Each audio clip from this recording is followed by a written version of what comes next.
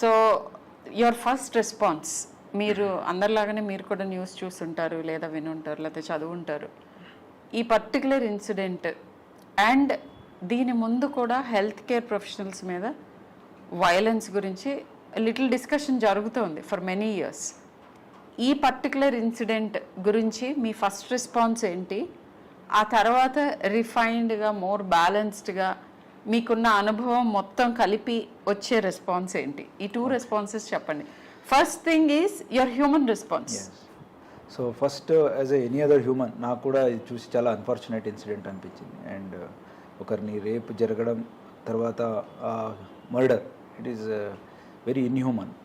కాబట్టి just like any other మనిషికి ఎట్లా ఫీల్ అవుతాయో అట్లా నాకు కూడా అయింది. అండ్ మెడికల్ ఫ్రెటర్నిటీ కాబట్టి ఇంకా ఎక్కువ కైండ్ ఆఫ్ ఎంపతి ఉంటుంది. నెక్స్ట్ తర్వాత ఇప్పుడు పోలీస్ కూడా ఉన్నాను కాబట్టి ఇది బ్యాలెన్స్డ్ ఉండాలి ఇప్పుడు. సో ఆ కేస్ గురించి స్పెసిఫిక్గా నేనేం చెప్పలేను. It is under sub judice and I believe అక్కడున్న లా ఎన్ఫోర్స్మెంట్ ఆఫీసర్స్ ఖచ్చితంగా they are doing their best to do justice.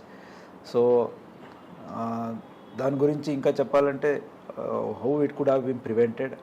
I think that is what I want to hear from you. And ఇదొకటే incident కాకుండా వేరే any kind of small incidents ఉండొచ్చు, అలాంటికి ఎట్లా respond అవ్వాలి అది చేస్తే వీ కెన్ డెఫినెట్లీ ప్రివెంట్ చేయవచ్చు.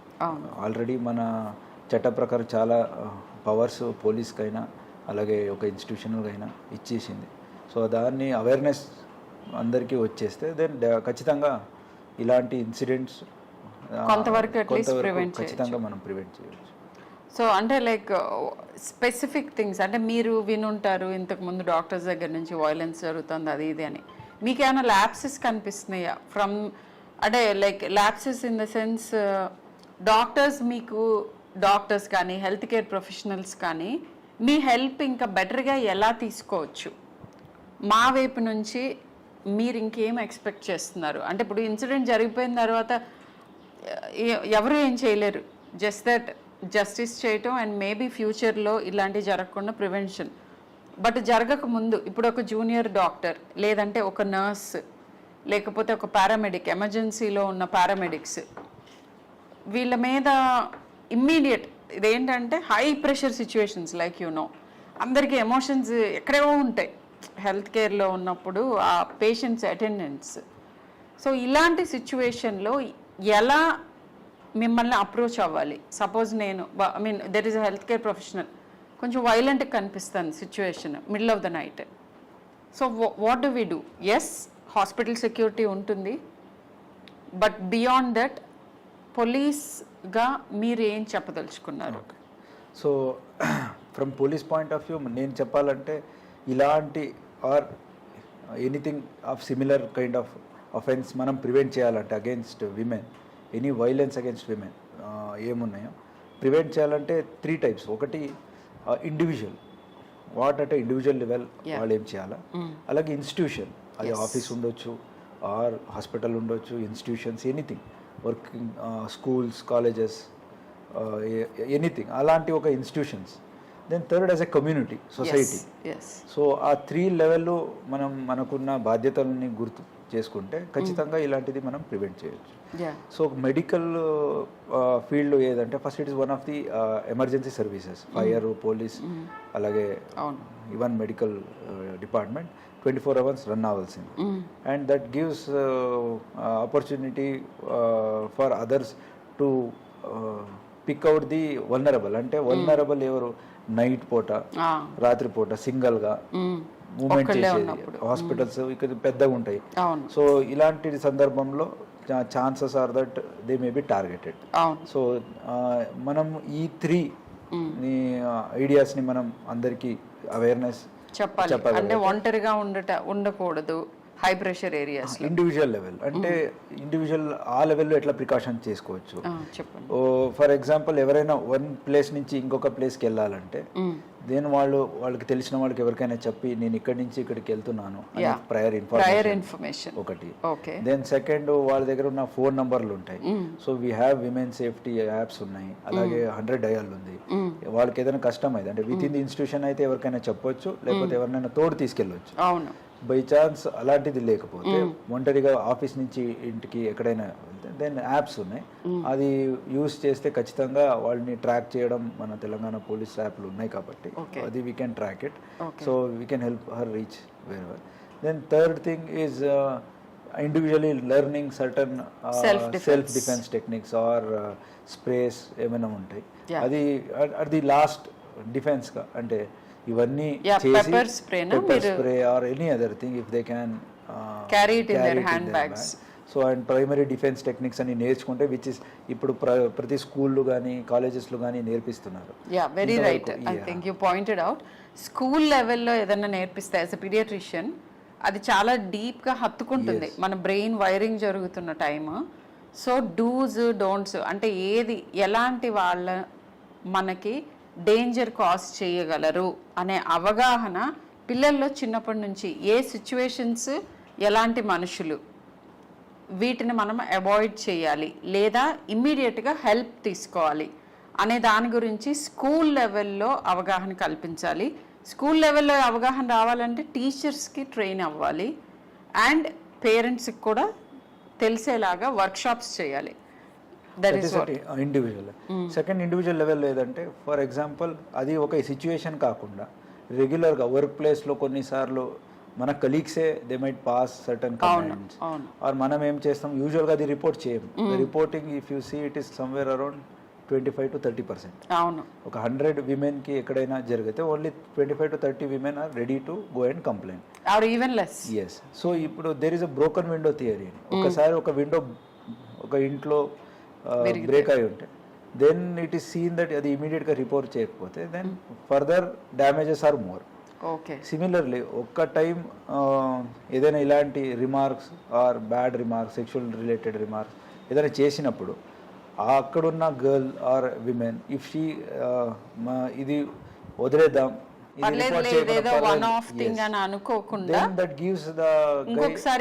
కాన్ఫిడెన్స్ వస్తుంది. ఓకే ఇట్లా ఇంతవరకు చేస్తే కూడా ఏం అనలేదు కదా, ఇంకా నేను further I can take it forward అనేది ఒక కాన్సెప్ట్ వస్తుంది. అండ్ ఇది something it is such things will lead to bigger thing అయినప్పుడు అందరూ రియాక్ట్ అవుతారు. బట్ ఇలాంటి చిన్నది ప్రతి ఫీమేల్ కూడా they would have faced.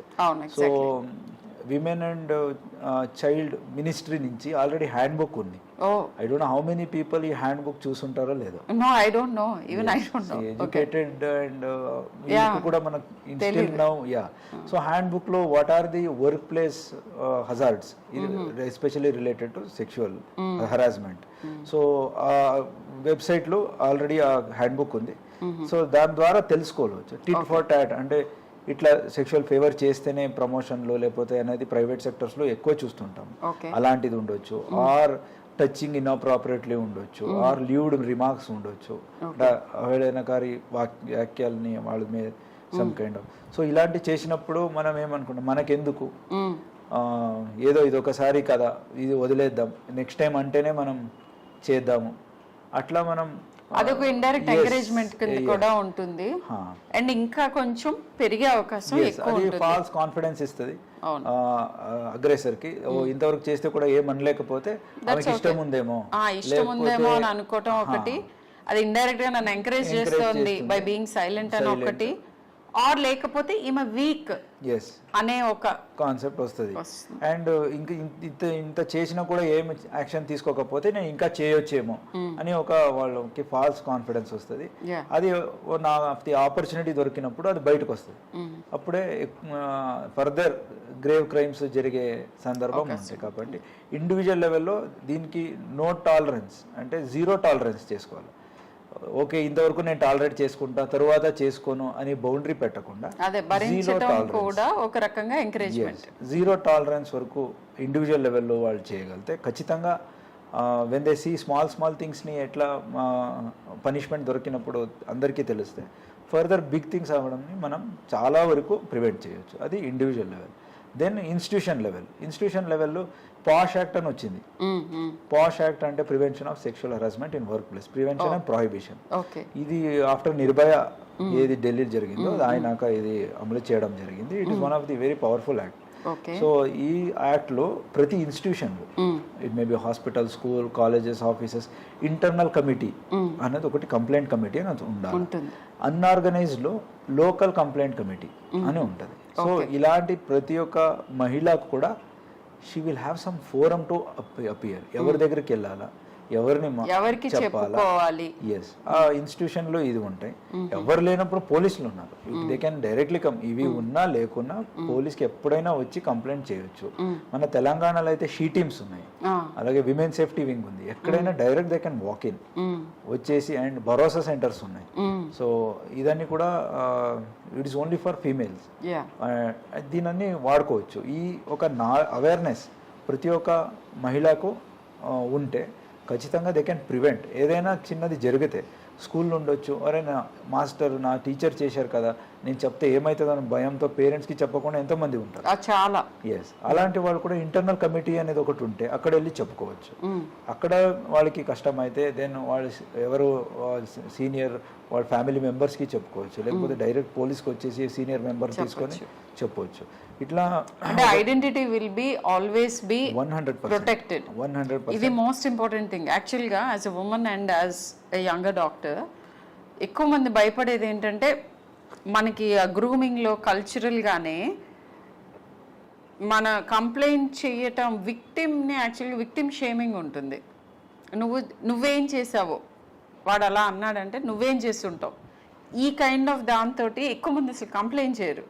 So ఆ భయం ఉంటుంది, నా గురించి ఎక్కువ మంది తెలిసిపోతుందేమో, నేను అన్నానని తెలుస్తుందేమో అని. సో ఈ సందర్భంగా చెప్పేది ఏంటంటే మీ ఐడెంటిటీ ప్రొటెక్ట్ చేస్తూ మీకు హెల్ప్ చేస్తారు పోలీస్ అని చెప్తున్నారు సార్.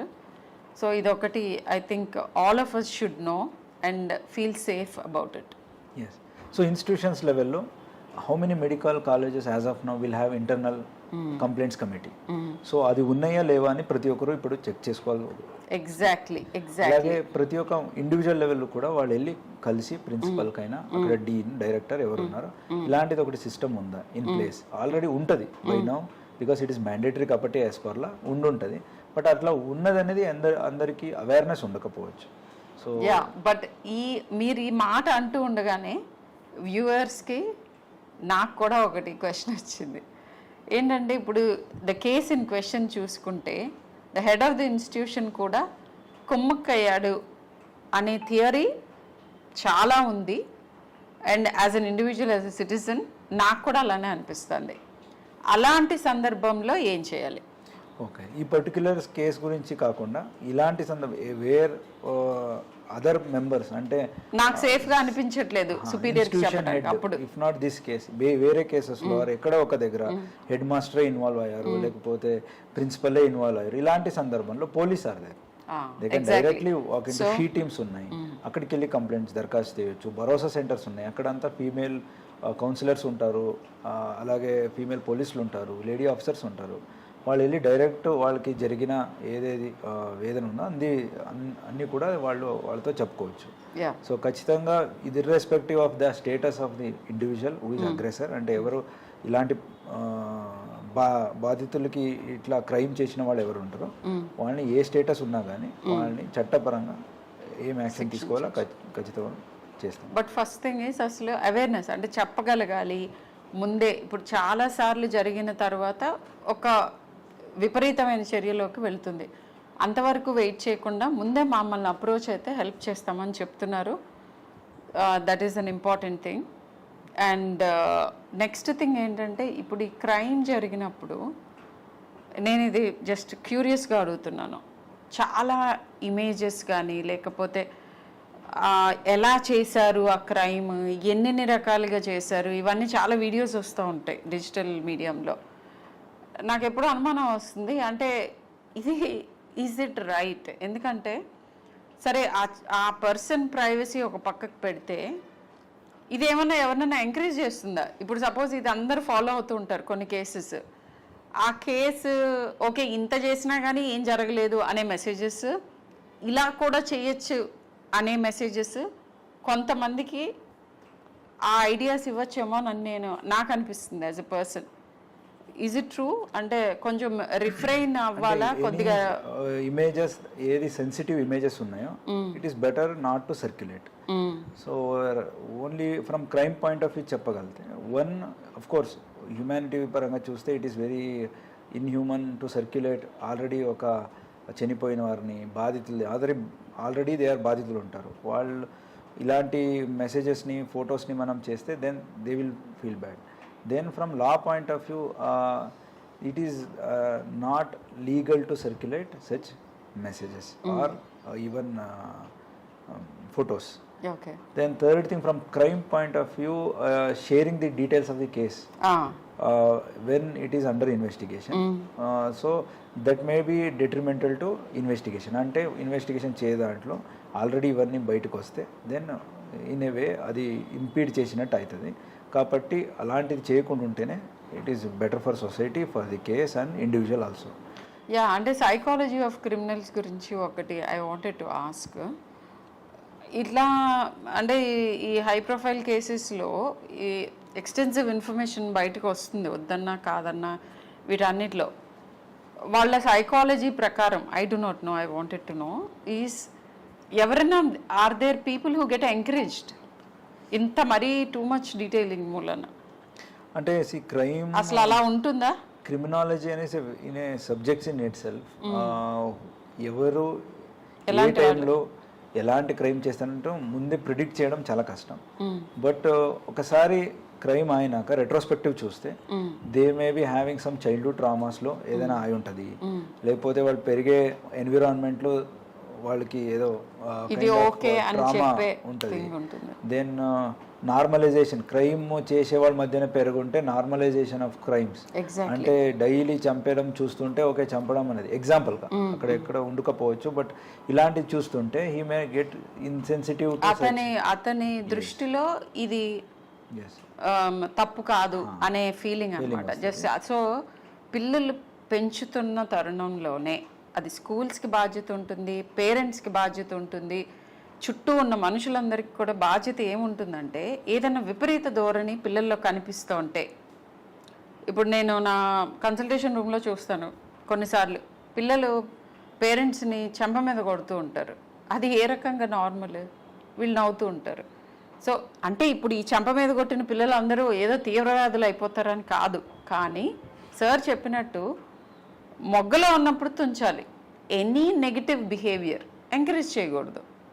ఈ రకంగా బార్డర్ లైన్, ఇంత తీవ్రమైన క్రైమ్స్ అవ్వకపోవచ్చు కానీ వేరే వాళ్ళని నొప్పించే పనులు చేయటం అనేది డిస్కరేజ్మెంట్ మనం చిన్నప్పటి నుంచి చేయాలి. ఇది irrespective of the sex of the child, అది బాయ్ అవ్వచ్చు, గర్ల్ అవ్వచ్చు. ఇక్కడ నేను ఐఎమ్ నాట్ జెండర్ బయాస్డ్. ఈ రోజుల్లో నేను చూస్తున్న చోట్ల అబ్బాయిలు కూడా చాలామందికి చాలా రకాల సమస్యలు ఉంటున్నాయి, అమ్మాయిలకి ఉన్నట్టుగానే చాలా రకాల సమస్యలు వస్తున్నాయి. సో అబ్బాయిలైనా అమ్మాయిలైనా ఎవరికైనా కానీ పెంపకంలో వేరే వాళ్ళని ఇబ్బంది పెట్టడం ఓకే అనే అభిప్రాయం మన పెంపకంలో ఉండకూడదు. అండ్ ఇవన్నీ చేసినా కూడా సైకలాజికల్ అబరేషన్స్, పర్సనాలిటీ ప్రాబ్లమ్స్, తర్వాత ఇతరత్ర చాలా సైకియాట్రిక్ అబరేషన్స్ చిన్నతనంలోనే పేరెంట్స్ గుర్తించగలుగుతారు. వాటిని కార్పెట్ కిందకు తొయ్యకుండా మీ పీడియాట్రిషియన్తో, సైకాలజిస్ట్తో, సైకియాట్రిస్ట్తో ఒకసారి డిస్కస్ చేస్తే చాలామందిని మనము విక్టిమైజ్ అవ్వకుండా, అంటే వీళ్ళు వెళ్ళి వేరే వాళ్ళ మీద అగ్రెషన్ చేయకుండా ఆపగలుగుతాం. అండ్ మీ పిల్లలు ఎవరైతే ఈ అగ్రెషన్ చేస్తున్నారో వాళ్ళకి అలా ఎందుకు జరుగుతోంది, కొన్నిసార్లు అది కాల్ ఫర్ హెల్ప్. అంటే బుల్లీ చేస్తున్నాడు అంటే ప్రాబబ్లీ వాడు బుల్లీ అవుతున్నాడా, లేదా వాడికి ఇది నార్మల్ అని ఎందుకు అనిపిస్తుంది అని చెక్ చేసుకుంటే మీ పిల్లల్ని కాపాడుకోగలుగుతారు. సొసైటీలో కూడా ఇట్లాంటి ప్రాబ్లమ్స్ రాకుండా మీరు ప్రివెంట్ చేసినట్టు అవుతుంది. సో ఆ బాధ్యత పేరెంట్స్ మీద ఉంటుంది. టీచర్స్ చెప్పినప్పుడు, ఈ రోజుల్లో నేను చూస్తున్న ట్రెండ్ ఏంటంటే టీచర్స్ ఎవరు పేరెంట్స్ని పిలిచి ఓకే మీ పిల్లవాడు ఇలా చేస్తున్నాడు చూసుకోండి అని చెప్పగానే టీచర్ మీద అగ్రెషన్ వచ్చేస్తుంది పేరెంట్స్ది. అది తప్పు. టీచర్కి మీ పిల్లల్ని మంచిగా చూడటం, చెయ్యటం అండ్ ఒక బాధ్యతాయుతమైన పౌరుడి కింద మలచటం అనే ఒక ఇంటెన్షన్ తప్ప వేరే ఇంటెన్షన్ ఉండదు. కొన్నిసార్లు మిస్అండర్స్టాండ్ చేసుకోవచ్చు, but most of the times paediatricians లాగానే నేను ఎప్పుడూ చెప్తాను, వేల మంది విద్యార్థుల్ని చూసిన అనుభవంతో పేరెంట్స్, టీచర్స్ యూజువల్గా ఈ పిల్లాడు ఏదో తేడాగా ఉన్నాడు అని చెప్పారంటే మీరు అది నెగ్లెక్ట్ చేయకుండా ప్రాపర్ ప్రొఫెషనల్ హెల్ప్ తీసుకోండి. అప్పుడు చాలా వరకు మనం ప్రాబ్లమ్స్ని ప్రివెంట్ చేయటం అవుతుంది. Yeah, back to the questions. So similarly on similar lines మీరు చెప్పినట్లు సేమ్ ఇండివిజువల్ అయింది. ఇప్పుడు ఇన్స్టిట్యూషన్లో ఇట్లా వాళ్ళు for example safe and security ఇట్లా ఆర్కిటెక్చర్ వరకు వచ్చింది. సో వేరే దేశంలో చూస్తే మేబీ బార్సిలోనా ఉండొచ్చు, వియన్నా ఉండొచ్చు, ఈవెన్ నౌ ఇండియాలో కూడా గుడ్ సిటీస్లో ఆర్కిటెక్చర్ కూడా child safety architecture, women safety architectures వస్తుంది.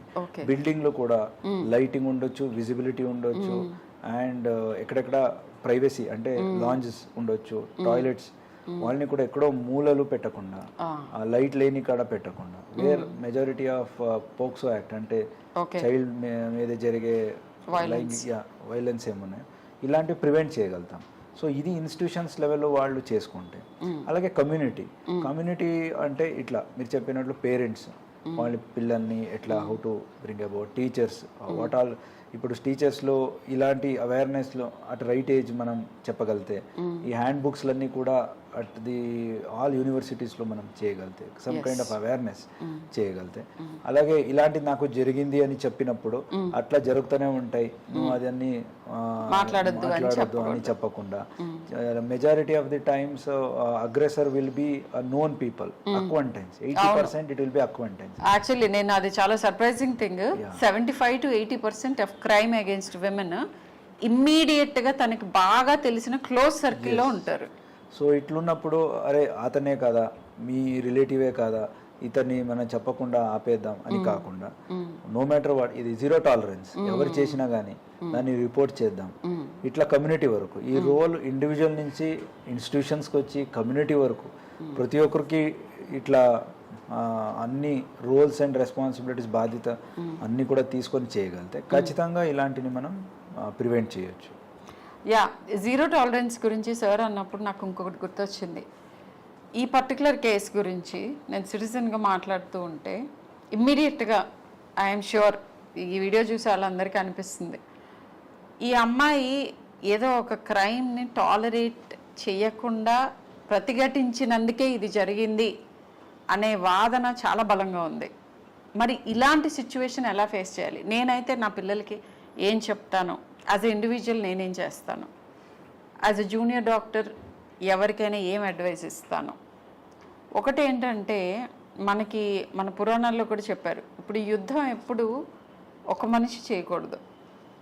కృష్ణ భగవానుడు ఉన్నాడు, ఆయన మొత్తం కురుక్షేత్రం అంతా సింగిల్ హ్యాండెడ్గా చేయగలడు కదా, ఎందుకు అంతమంది అన్ని రకాలుగా అలా డిఫరెంట్ వేస్లో చేయాల్సి వచ్చింది? సో ప్రతిదానికి ఒక పద్ధతి అనేది ఉంటుంది. విపరీతమైన తీవ్రమైన ఎమోషన్స్కి గురి అవ్వకుండా ఆలోచనతో ఎలా చేస్తే మనం అనుకున్న గోల్ రీచ్ అవుతాము అనే ఈ ప్రాపర్ ప్రాసెస్ ఆఫ్ థింకింగ్ ఉండాలి అని అంటే జూనియర్ డాక్టర్స్ కానీ ఎనీవన్ లైక్ 20s, ఎర్లీ 20sలో ఐడియలిస్టిక్ థింకింగ్ ఉన్న ఏజ్లో మీకు మెంటర్షిప్ ఉండాలి.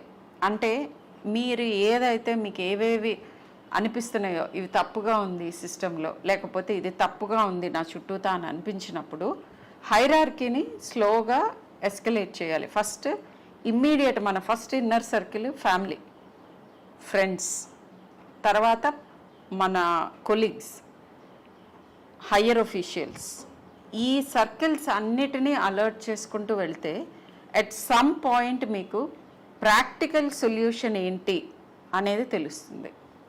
ఒక్కళ్ళే సిస్టమ్తో ఢీ కొనటానికి అది that is not an intelligent thing, అది నిజంగా తెలివైన పని కాదు.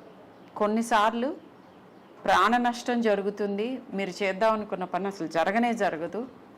ఇంకొన్నిసార్లు ప్రాబబ్లీ ఇలా చెయ్యటం మూలానే మీకు ఉన్న నష్టం కంటే ఎక్కువ నష్టం జరిగే అవకాశం ఉంటుంది.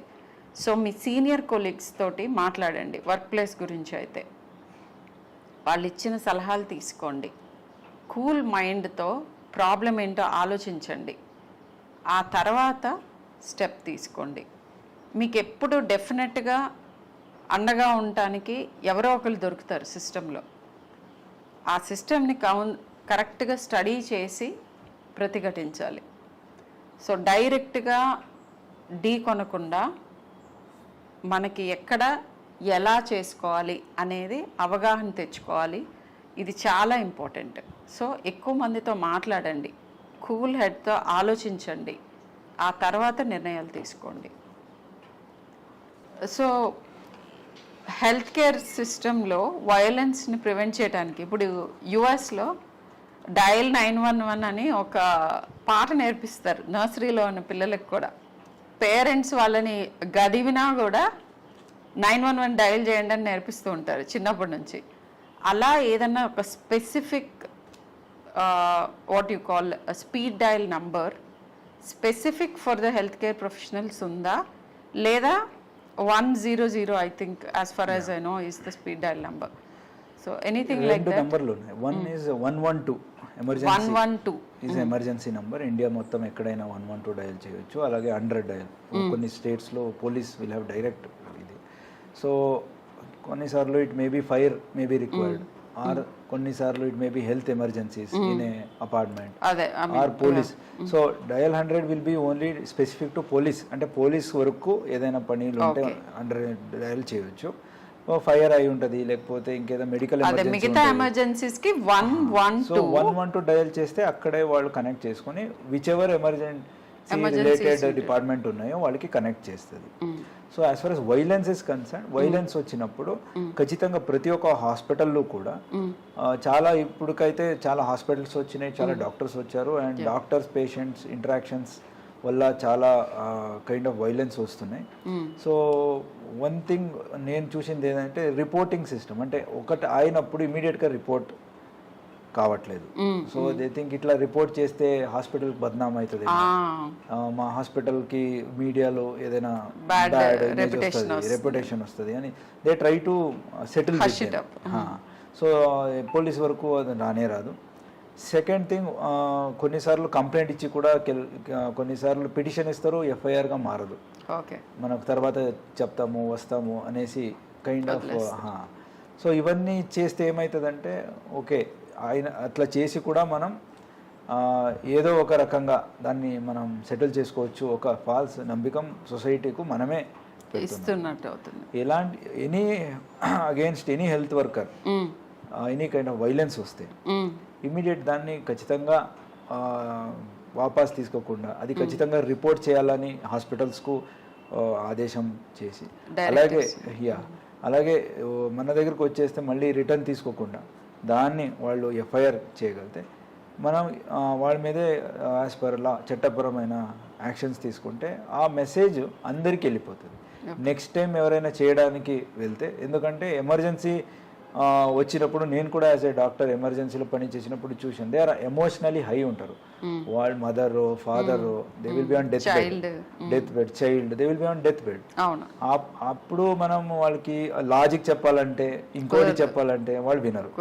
ఖచ్చితంగా దే విల్ బి అప్పుడు they may not be in a right state of mind to listen.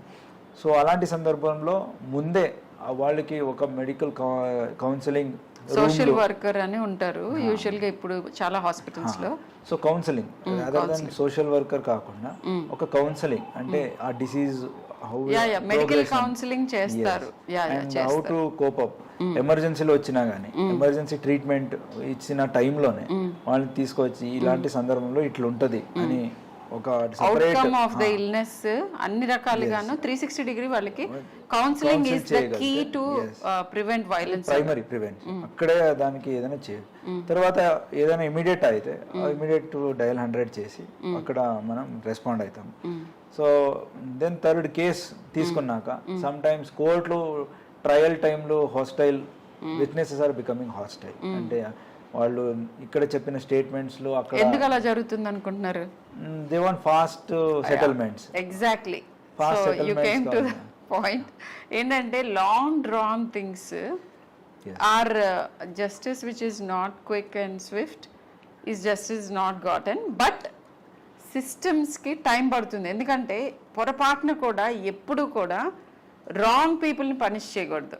అలా జరగకూడదు అని అంటే దానికి ఒక ప్రాసెస్ ఫాలో అయితే కానీ కుదరదు. So patience has to be there. That is what I think sir. So long run process ఉండొచ్చు, but definitely justice will be వచ్చే వస్తుంది. So in a population where we form 1.4 as of now, so ఉన్నప్పుడు we cannot expect same way as in other countries. It takes time. But అయినా కానీ with whatever given schedule or with given burden, criminal justice system is acting at its own, I mean like it's high స్పీడ్లోనే own ethics. And కొన్నిసార్లు there are certain things which may delay. For example a person may not turn up for giving statements. అది criminal justice సిస్టంలో మనం అతనికి ఇంటికి వెళ్ళి ఇంటి పగలకొట్టి లోపల వెళ్ళి అతని స్టేట్మెంట్ రాపించుకోలేము. విట్నెసెస్ వాళ్ళు రావాలా, వాళ్ళు they take 1 month, sometimes 2 months. So చూసే వాళ్ళకి పోలీస్ డిలే చేస్తున్నారు అని సిస్టంలో డీలేస్ కి చాలా రకాలుగా ఉంటాయి రీజన్స్. అన్నిటికీ వీళ్ళు కావాలని వీళ్ళ వెనక ఏదో ఇంటెన్షన్ ఉంది, మమ్మల్ని హెల్ప్ చేయకూడదు అనుకుంటున్నారు, ప్రెషర్ ఉండి మమ్మల్ని తప్పుతో పట్టిస్తున్నారు అని మిస్అండర్స్టాండ్ చేసుకోకుండా కొన్ని ఏరియాలో జరగవచ్చు, ఇవి కూడా ఉంటాయి. బట్ అన్ని అవే కాదు అని అంటున్నారు. అన్ని అవే కావు. So there are certain limitations in investigation, limitations in trial. But as a అన్ని సొసైటీ ఇదన్నీ కూడా కన్సిడర్ చేసి ముందుకెళ్తే, మనం ట్రయల్ కోసం అంతవరకు కూడా will see the end of it అని వెళ్తే ఖచ్చితంగా వైలెన్స్ కూడా తగ్గుతాయి.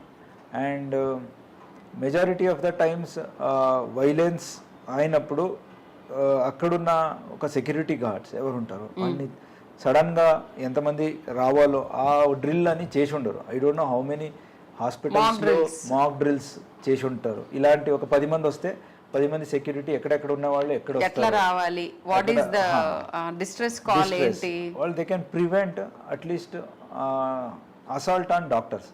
సో ప్రాపర్టీ కొన్నిసార్లు అక్కడ గ్లాసులు ఉంటాయని పగల కొడతారు. Okay, glass can be again we can fix it up. But any doctors or any health workers మీద జరిగిన వైలెన్స్ ఏముంది, then it will be may not be severe injuries but a trauma, mental trauma, అవును, kind of dedication for the duty. అరే ఎన్ని చేసినా ఇట్లానే అవుతుంది. Exactly, మీరు చాలా రెలవెంట్ పాయింట్కి వచ్చారు. I think viewers should know this.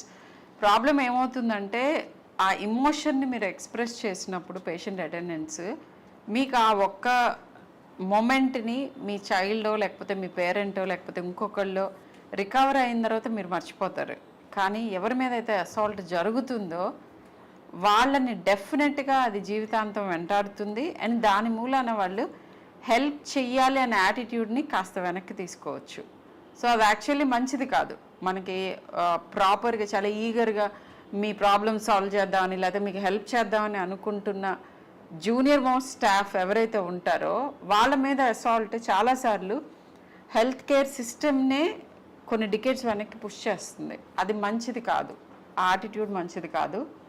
And ఈ సందర్భంగా నేను చెప్పదలుచుకున్న ఇంకో పాయింట్ ఏంటంటే, నేను ప్రైవేట్ సెక్టర్లో పనిచేస్తున్నాను అపోలో హాస్పిటల్లో.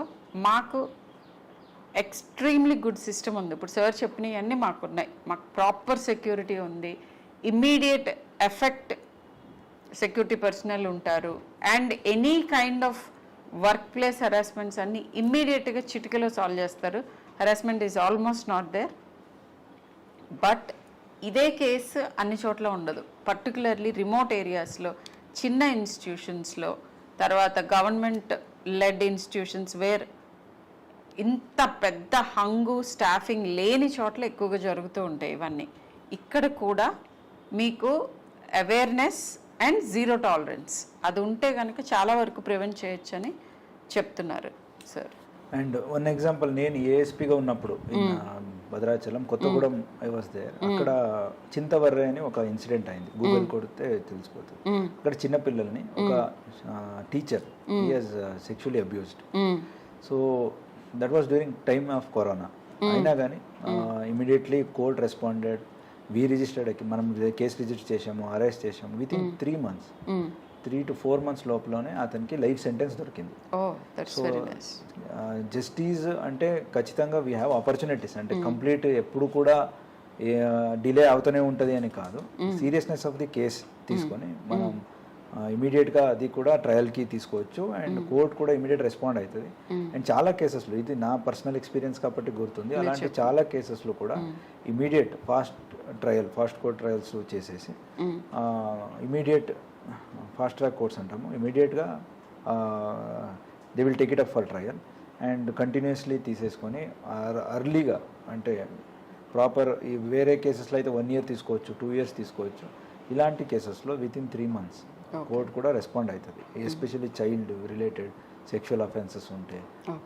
So reporting is always good, delay అవుతుందని రిపోర్ట్ చేయకుండా ఉంటే అసలే జస్టిస్ దొరకదు. అండ్ ఇలాంటివి ఇంకా కొంచెం ఎక్కువ అయ్యే అవకాశం ఉంటుంది, టాలరేట్ చేస్తున్న కొద్దీ ఎక్కువ అవుతాయి అని చెప్తున్నారు. ఎస్, బట్ ఇక్కడ మేబీ ఐ థింక్ సార్ చెప్పినవి అన్నీ కరెక్ట్గా తీసుకున్నాను. 75 to 80% ఆఫ్ ద కేసెస్లో లైక్ సిస్టమ్స్ ఇట్లానే ఫంక్షన్ అవుతాయి, కరెక్ట్గానే వెళ్తాయి. కానీ ఆ 20% ఇంకా కూడా హెల్త్ కేర్ ప్రొఫెషనల్స్కి పర్ఫెక్ట్గా లాస్తోనే ప్రివెంట్ చేయడానికి, వాళ్ళ మీద aggression number 1 and quick justice.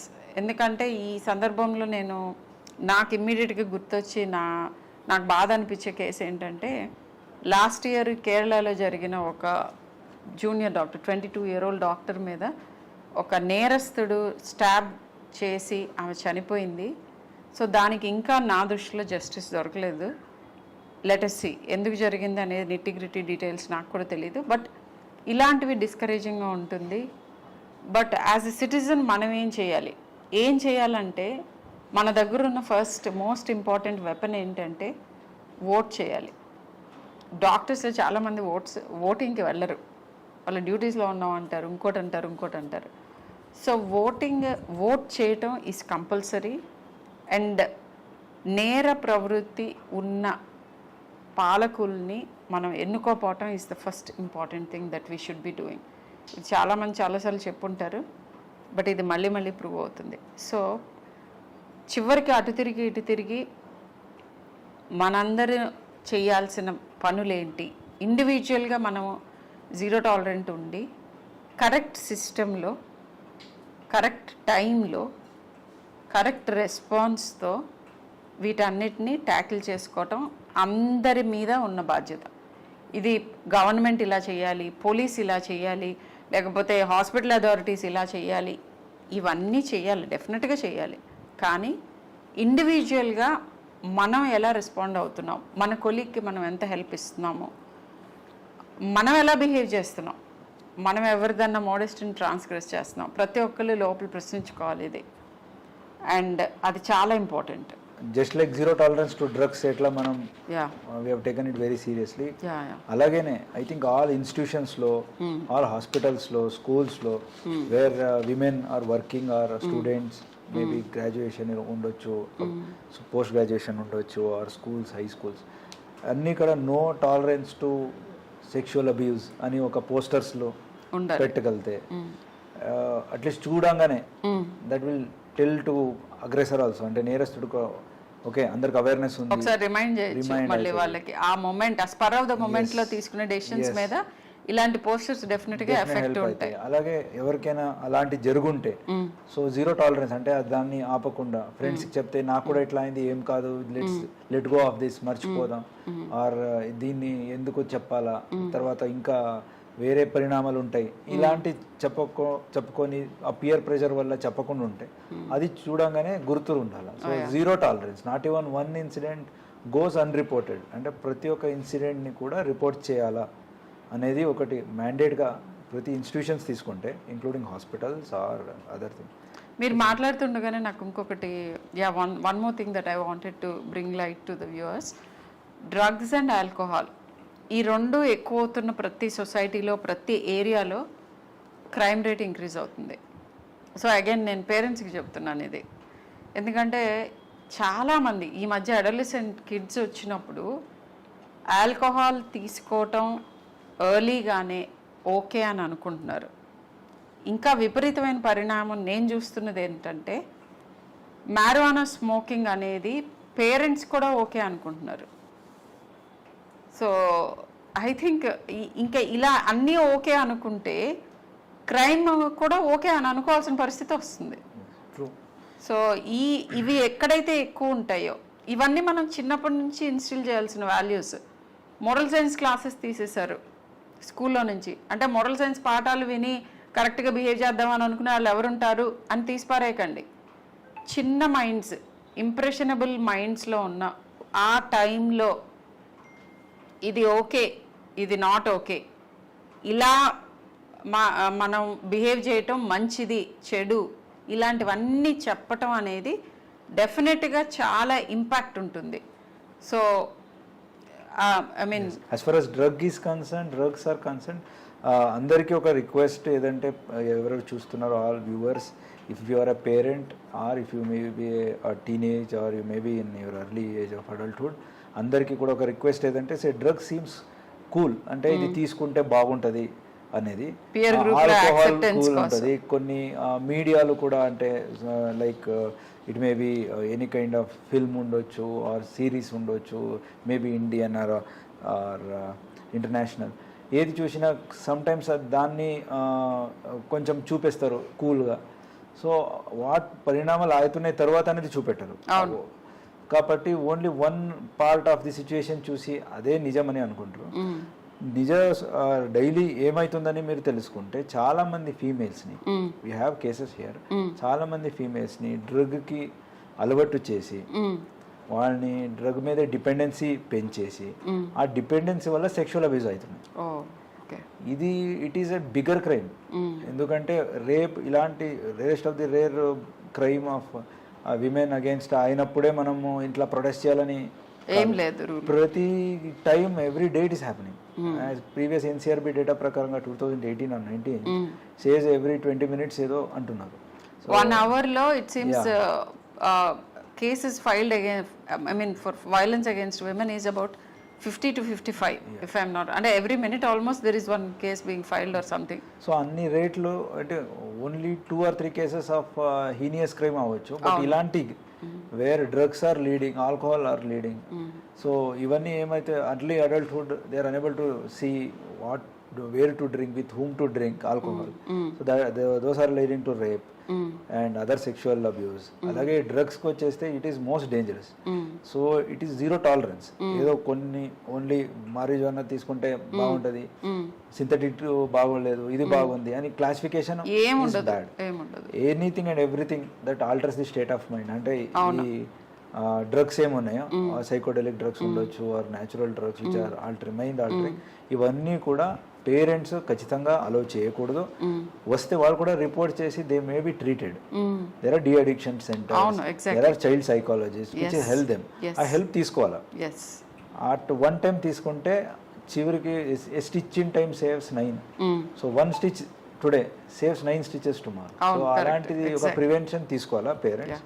And teenagers కూడా దే మే థింక్ అరే సో అండ్ సో చేస్తున్నాడు, సో మా అందరూ చేస్తున్నారు, నేను ఒకరు చేయకపోతే నన్ను వాళ్ళ గ్రూప్ లో ఇంక్లూడ్ చేసుకో. పియర్ ప్రెషర్ కాకుండా, నేను చాలా మంది టీనేజర్స్ తో మాట్లాడాను, ఎందుకు స్టార్ట్ చేస్తారని అంటే, మాకు వాళ్ళతో స్నేహం చేయాలని ఉంటుంది, వాళ్ళందరూ ఇదే చేస్తున్నారు, నేను చెయ్యకపోతే నన్ను ఇంక్లూడ్ చేసుకోవట్లేదు గ్రూప్ లో. ఐ థింక్ ఈ వాదానికి ప్రతివాదం ఏంటంటే, ఐ థింక్ ఆ గ్రూప్ లో ఇంక్లూడ్ అవ్వకపోవడం బెటర్. మీకు బెటర్. ఎందుకంటే వాళ్ళు డిపెండెన్సీ అందరికీ పెంచేసి ఇంట్రెస్ట్ స్టడీస్లో పోతుంది. Then they go into all sorts of nonsense things. And దొరికితే అందరు దొరుకుతారు, అందరు జైలు మళ్ళీ పియర్స్ గా ఉండొచ్చు. That is one is there. So all this is really bad. So పబ్స్కు వెళ్తారు, అక్కడ కూడా 2 or 3 times they have met people who are addicted. వాళ్ళు తీసుకెళ్ళి then they go to some private places, అక్కడ డ్రగ్స్ మీదే they certain sexual abuses have happened. So ఇవన్నీ చూస్తుండగా ఖచ్చితంగా say no to drugs, 100% no to drugs, zero tolerance. అలాగే same kind of zero tolerance to sexual abuse. ఈ రెండు పాటిస్తే ఖచ్చితంగా as a society crime rate better. ఖచ్చితంగా we cannot eliminate but definitely prohibit. Definitely we can prevent certain things. Thank you so much for giving your valuable time and maku ringside view of police manaki చెప్తున్నది ఏంటి, ఏ జాగ్రత్తలు తీసుకోవాలి, ఎలా counter చేయొచ్చు, ఇవన్నీ చాలా బాగా ఎక్స్ప్లెయిన్ చేశారు sir. Thank you so much. Thank you ma'am.